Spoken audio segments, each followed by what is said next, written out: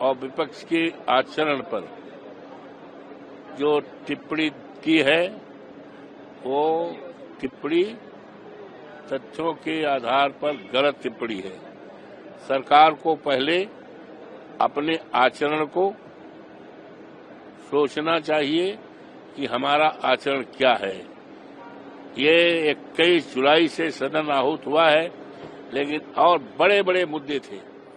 देश की महान जनता जानना चाहती थी और दुनिया का सबसे बड़ा प्लेटफार्म है।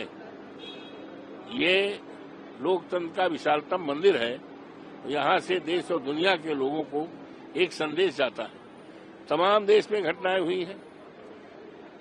26 जाने गई है।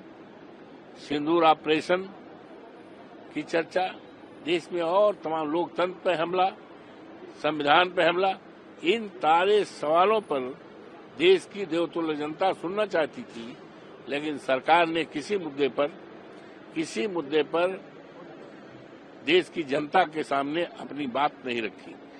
लीजिए ऑपरेशन सिंदूर पर 26 लोगों को जाने गई और सरकार की तरफ लोगों का ध्यान था कि कम से कम उन लोगों को जिनके परिवार के 26 लोग गए हैं, शहीद हुए हैं, उनके बारे में सरकार क्या सम्मान देगी। उनके परिवारजनों पर इस पर कोई उत्तर नहीं है। और इतनी कड़ी व्यवस्था के बावजूद किस तरह से टेररिस्ट घुस गए, कहां पर कमजोरी थी, कहां पर नेग्लिजेंस था, ये सवाल अनुत्तरित रह गए हैं। और लगातार जिस तरह से ट्रंप का बयान आ रहा है, ये हमारे देश की संप्रभुता पे हमला है। इस पर तो एक निंदा का प्रस्ताव होना चाहिए सदन के अंदर ट्रंप के खिलाफ, और उनको चेतावनी देना चाहिए था कि हमारे अंदरूनी मामले में किसी तरह से हस्तक्षेप, किसी प्रकार का चौहदरपन जो कर रहे हैं बंद कर, ये नहीं किया गया।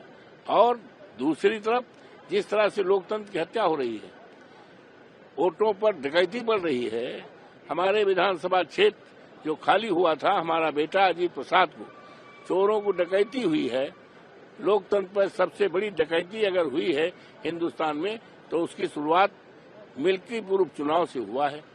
और बिहार के चुनाव में लाखों लोगों का वोट काटा गया है।